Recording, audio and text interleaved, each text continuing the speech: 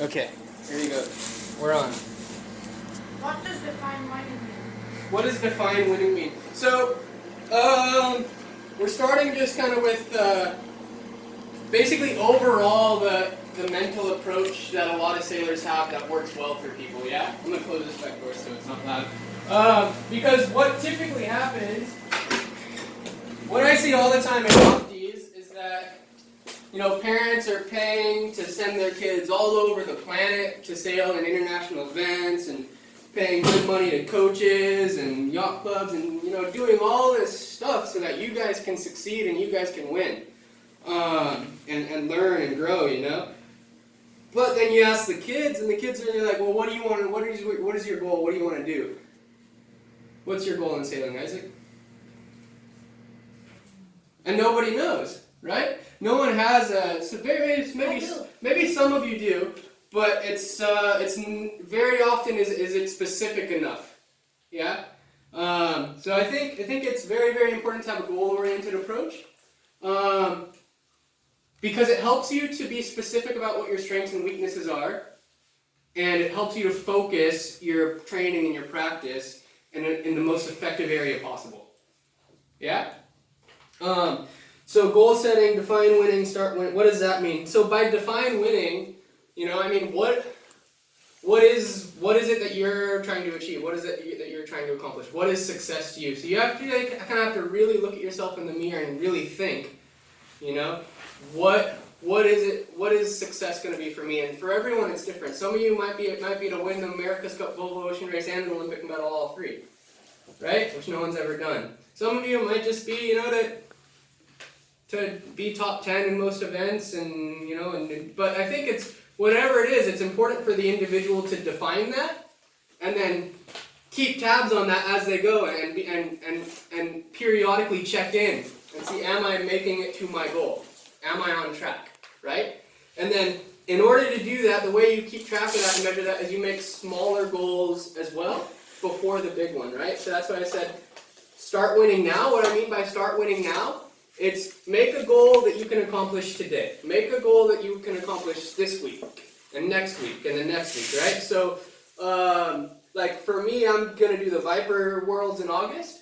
And I can't hike for nearly as long as I need to hike. I just can't hike out. So like a goal for me would be to spend an hour a day on the bike, riding my bike, right? And if I'm serious and I train and I spend an hour a day on my bike, building up the muscles around my knees so that I can hike properly, then I'm winning today, right? I'm accomplishing the goal that I set for myself today, which ties into the bigger goal to do well at the Viper Worlds, right? So you see what I mean?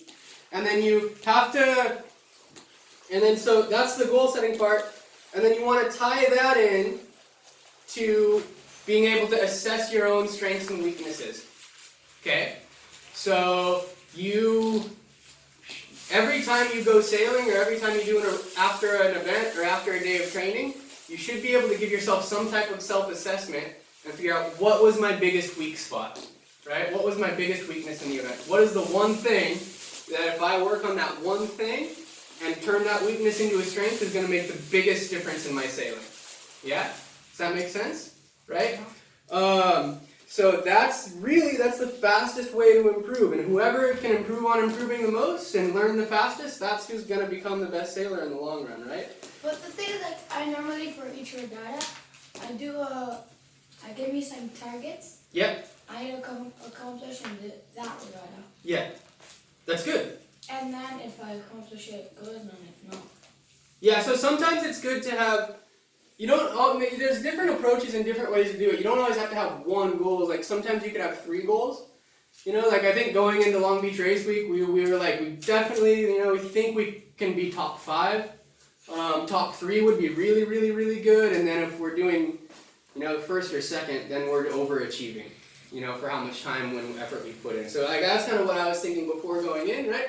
And then before 5th, it's like, if you're below 5th, then we're going back to the drawing board and figuring out what we missed and why our expectations are so far off, right? Because if you're not achieving your goals, it just means that you're not being realistic about what you can do and what you have to put in to get there, right? And if that's the case, then sometimes it's just a reevaluation and then a refocusing of your priorities when you go to practice, right? So, I mean, just in the big picture, I think this is something very valuable for you guys. I mean, this is how I always think about the sport, and I've learned this from some very, very good people. It's just to, get that process of setting goals and analyzing yourself, and then make it focus on your weaknesses, improving your weaknesses. Yeah, does that make sense? And then the hardest part for you guys is to really be specific about your goals and your weaknesses. Okay, so we want to work on that today, and then everything going forward. What's one of your main weaknesses right now? Anybody? Who has a major weakness that they know? No one knows where your weak spot is? I'm not very comfortable with much wind. You're not very comfortable in heavy wind, right? So what are some goals that you can set to get comfortable in heavy wind? Well, if he has a hiking bench at home, he can sit on his hiking bench until he times out and can't do it anymore with good technique, right? Let's say you can do the hiking bench for 3 minutes with proper technique, right? Then maybe your goal is next week I want to be able to do it for 3.5 minutes. And the week after that I want to be able to do it for 4 minutes, right? And then if you set these small short-term goals for yourself that tie in with the long-term goals, right? And then you map the progression realistically to the big picture goal, and you have all these intermediate goals set between, right? And then that's the way that, one, you can track your progress and you can get there, but also you can get that feeling of accomplishing and winning and achieving your goal today, right? Or tomorrow. So it's setting the small goals in the short term that tie into the long-term big picture goal. Just pause for a second, Noah, before I get